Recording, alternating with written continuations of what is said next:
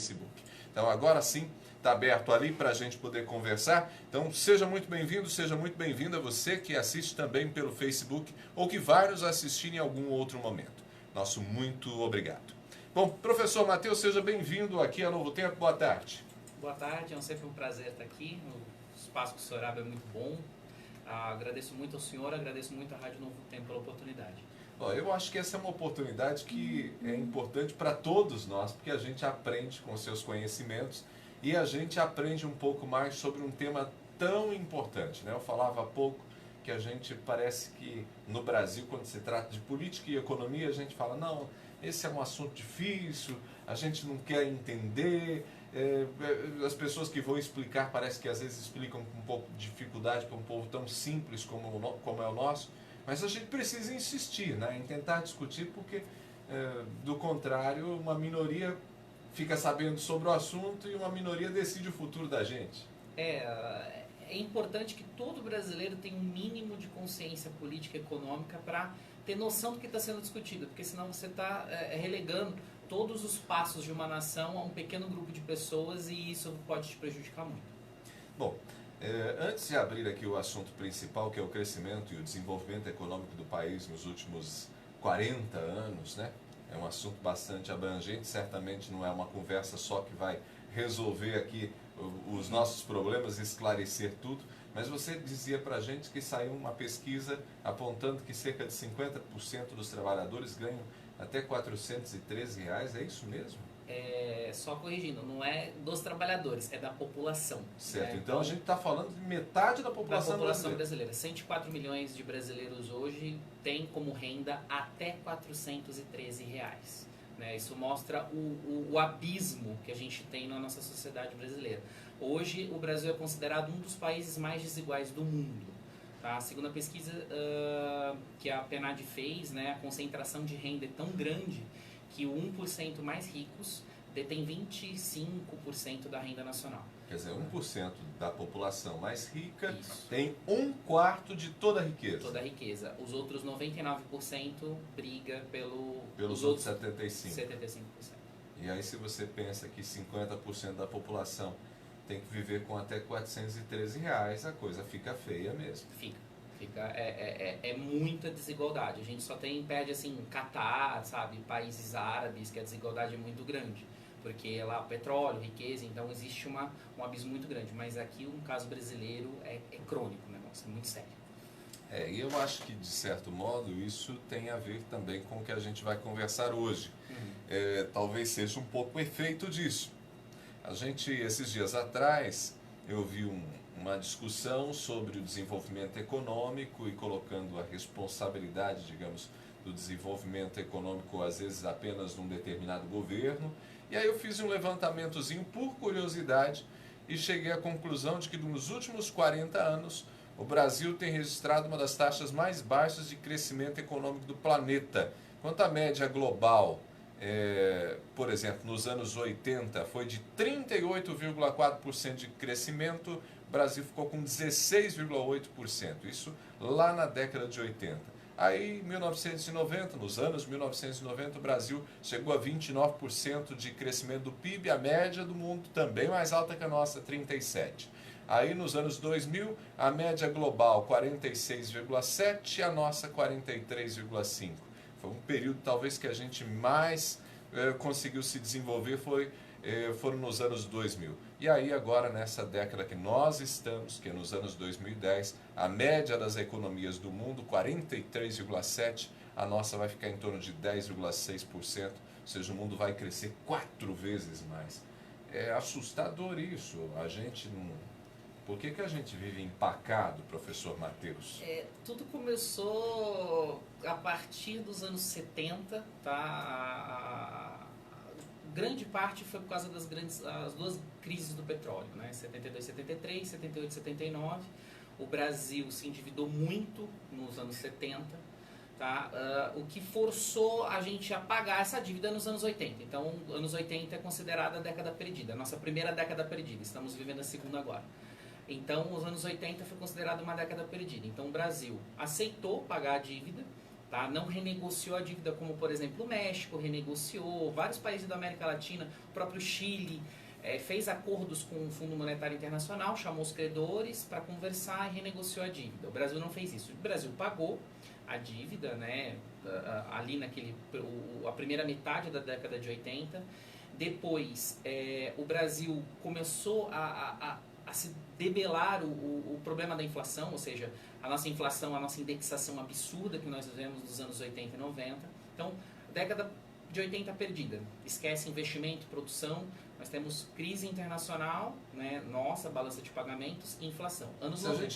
Se a gente fosse tentar dizer de uma maneira bem simples para as pessoas, os anos 80 foram perdidos porque a gente ficou pagando dívida e dinheiro que a gente poderia separar do governo para investimentos, não teve esse dinheiro. Isso, não teve Pagamos dinheiro. Dívida e não sobrou nada para fazer absolutamente nada. Ficamos só pagando dívida. Na realidade, assim, pagamos a dívida e nem recorremos da dívida. Quer dizer, era uma situação nem que renegociamos. que né? poderia a gente ter sido aceitou, feito. né? Como se a gente tivesse sido forçado a pagar uma dívida que poderia ser alongada, poderia ter sido renegociada com os credores, como vários países da América Latina fizeram. O Brasil não fez esse tipo de ação. O Brasil pagou, aceitou essa condição, entendeu? Não teve dinheiro para fazer os investimentos necessários, não tinha condições macroeconômicas, a inflação estava galopante. Entramos nos anos 90, né? Problema crônico de inflação, veio o Plano Real. O Plano Real resolveu, mas indexado ao câmbio. Né? Então nós trouxemos tudo mais barato, né, de fora, câmbio 80 centavos de real, né? época boa. Para trazer coisas de fora estava uma beleza. Mas para exportar os nossos produtos exportados ficaram muito caros. Né? E nos anos 90, os anos cruciais. Por que os anos 90 é crucial? Porque os anos 90 nós promovemos algumas modificações no nosso modelo econômico. Né? A gente aceitou o consenso de Washington. Para o leitor, né, para o ouvinte que é leigo na situação, acontece o seguinte: Estados Unidos, né, junto com os países desenvolvidos, adota um regime, né, um monte de regrinhas, tá, econômicas, dizendo como que os países vão se desenvolver. Né? E isso ficou conhecido como consenso de Washington. Basicamente, o que você precisava fazer? Liberalização plena dos mercados, ou seja, abertura comercial irrestrita, tá? Sem competição nenhuma, sem proteção nenhuma. Tá? E no Brasil aconteceu isso de maneira muito acelerada nos anos Collor, né? No iníciozinho dos anos 90. Tá? Ademais, houve também abertura financeira irrestrita. Via conta CC5, que é uma conta que a gente conhece lá, que é o que faz movimentação do Brasil com o mundo.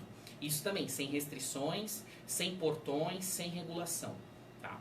Privatizações, que a gente começou a governo Sarney, governo Itamar, governo Fernando Henrique, as privatizações. Tá? E a desregulamentação do mercado, ou seja, a tirada do Estado do papel da economia, de planejador central. Né? Coisa que outras economias, até hoje você tem isso. Né? O Estado como provedor das necessidades básicas da população e também como planejador. Né? Então isso acabou com a nossa indústria, né? Inviabilizou os investimentos, porque a gente praticamente não investiu nos anos 90, né? Então perdemos 2 décadas. Os anos 2000 foi um pouquinho melhor. O governo Lula 1 e Lula 2 conseguiu surfar nos booms da commodities, né? Os preços internacionais altos, efeito China, isso promoveu uma aceleração do investimento. Foi o que o senhor mostrou ali, os anos 2000 foram os anos mais parelhos com o mundo, mas mesmo assim abaixo ainda da média mundial. Ficamos próximos, mas abaixo. E agora, os anos 2010, agora também década perdida. Né? Mais uma década perdida em 40 anos. Essa é pior pelos nossos indicadores aí de crescimento, essa é pior do que a dos anos 1980.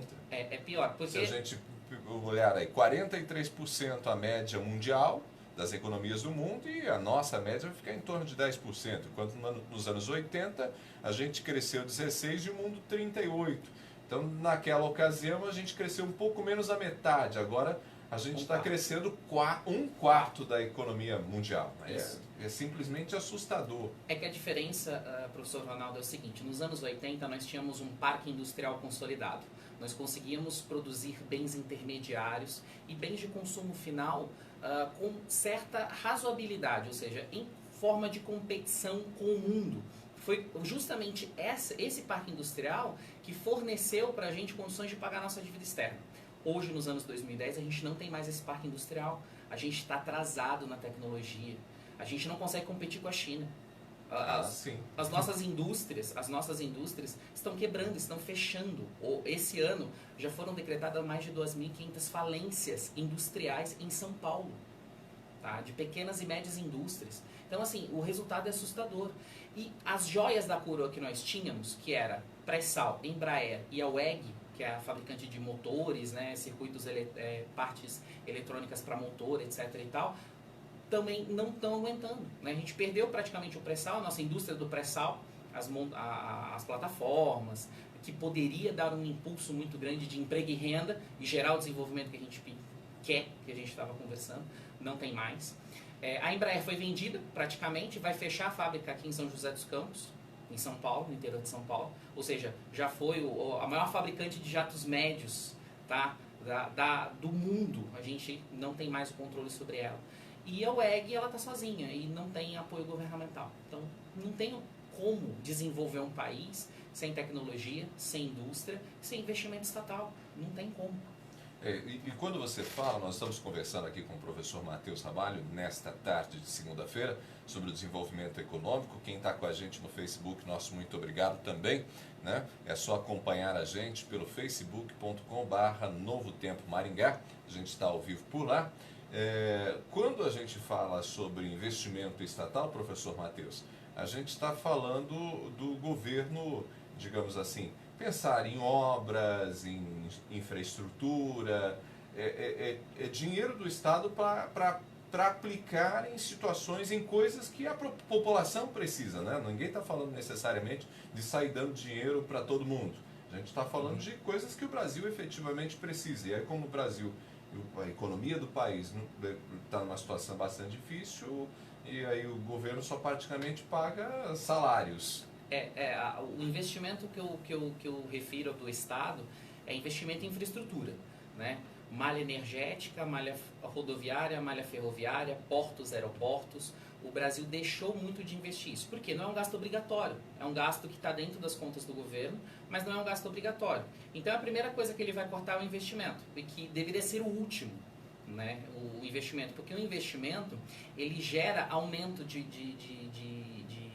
produto, por assim dizer. Só para uma pesquisa do IPEA, rapidinho, falou o seguinte, que a cada real gasto em investimento em infraestrutura, retorna 3 para o PIB. Então, se você gastar 200 bilhões com investimento, vai voltar 600 bilhões para o PIB. Então, isso gera desenvolvimento. Porque quando a gente gasta, né, esse tipo de investimento que você fala, a gente está diretamente gerando empregos, renda, né, e renda para as pessoas. E automaticamente, para todo esse tipo de investimento, o governo está comprando coisas, né? Ele compra cimento, pedra, ferro, e tudo isso está gerando uma cadeia produtiva aí de forma muito significativa. Gerando cadeia produtiva, né, que é o principal. Então você gera empregos diretos e indiretos no setor industrial de construção civil. Você está gerando impostos, né, para financiar mais gastos, tá? E além do mais, você está gerando uma forma também de arrecadação de previdência também. Então, o efeito não é pontual, o efeito é um efeito multiplicador muito grande e que não pode ser negligenciado. Me parece, professor, que você pode confirmar isso para a gente, que quando você investe ali em rodovias, você investe em portos, em aeroportos, você melhora as condições desses espaços e a própria...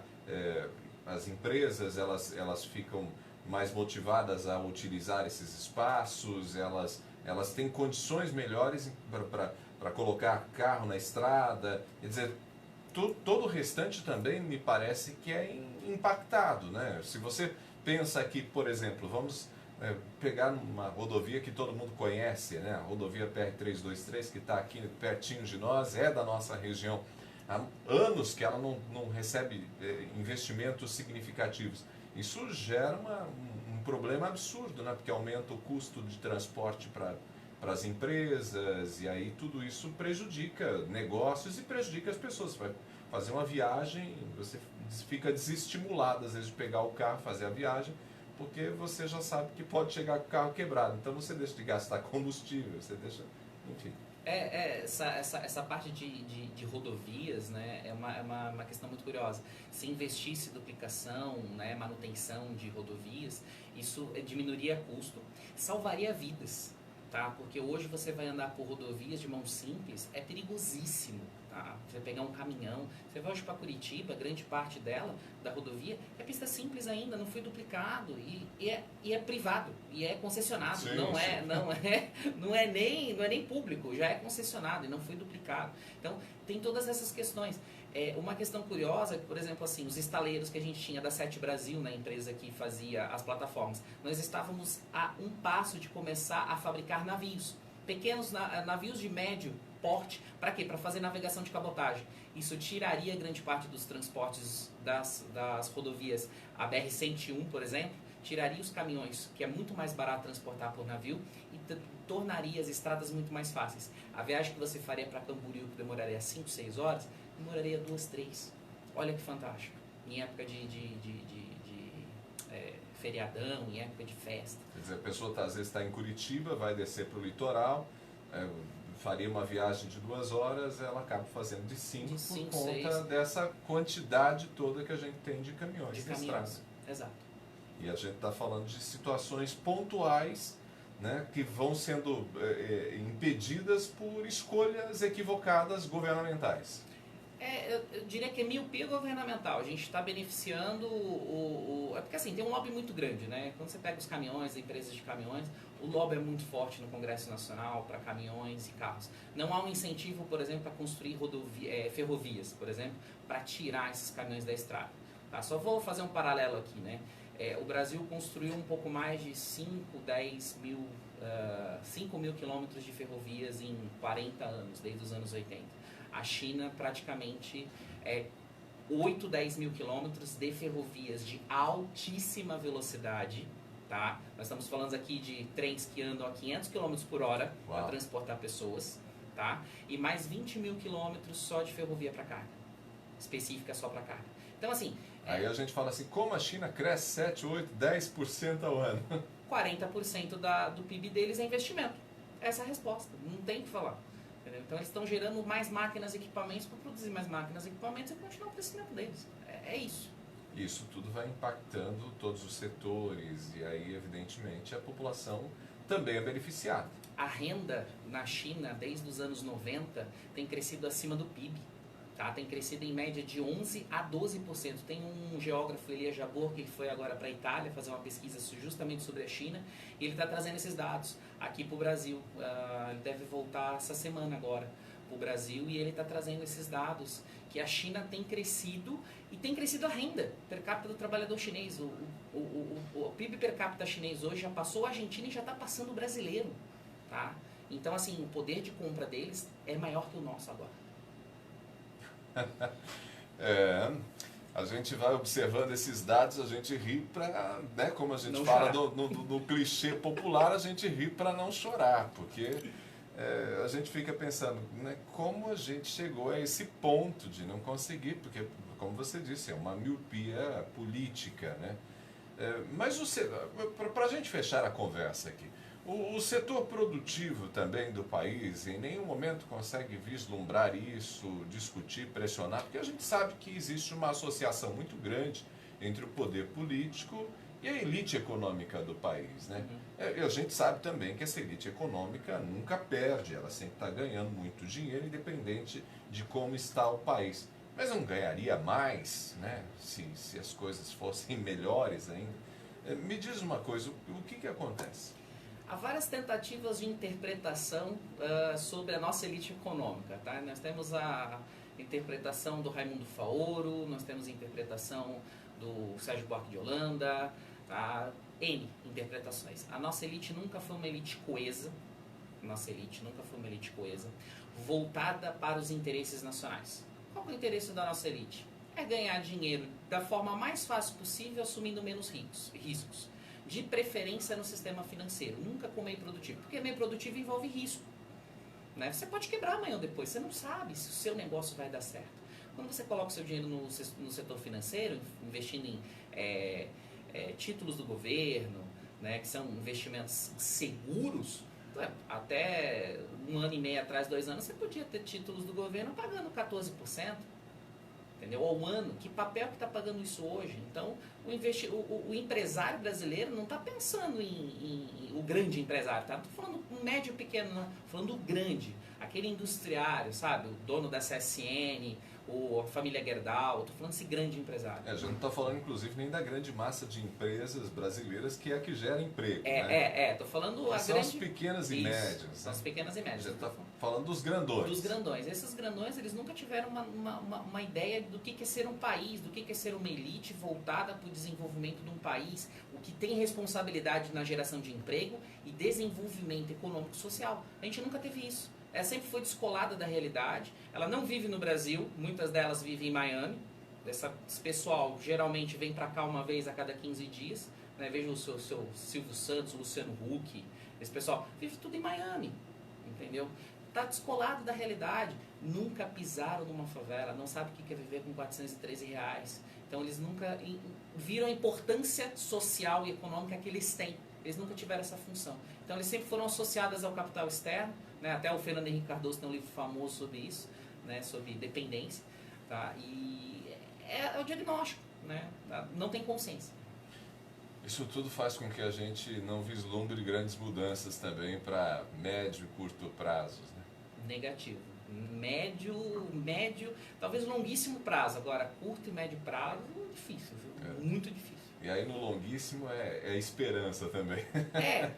De uma mudança de consciência, talvez, das novas gerações. Né? Tem uma esperança. Assim, vai ter um crescimento, mas sempre o que o senhor falou, o crescimento na próxima década, vai mudar agora, né? Daqui a 2 meses nós estamos entrando numa nova década. Vai ter um crescimento, mas sempre vai ser abaixo da média mundial. Tudo por conta de uma mentalidade. Isso. Uma escolha. Uma escolha. Meu caro professor Matheus Ramalho, muito obrigado. Muito obrigado, professor. Agradeço novamente ao senhor e à Rádio Novo Tempo. Obrigado aos ouvintes, tá? E é sempre um prazer estar aqui. Estamos aí. A gente traz o professor Matheus em outras ocasiões, com toda certeza. A gente, né, já fez um convite aqui perpétuo para ele vir sempre, pelo menos a cada 30, 40 dias, vir aqui trazer esclarecimentos para a gente a respeito da economia. Depois que a gente escuta o professor Matheus, de vez em quando dá uma depressão, assim. Hoje, por exemplo, você escuta e você fala assim, gente do céu, esse negócio aqui não vai, não. Só Jesus. Professor Matheus, mais uma vez, obrigado. Obrigado ao público que acompanha esse bate-papo sobre economia. Falamos hoje sobre desenvolvimento econômico. O professor doutor em economia, Matheus Ramalho, foi o nosso convidado nesta tarde. 4h26. Gente, valeu, obrigado.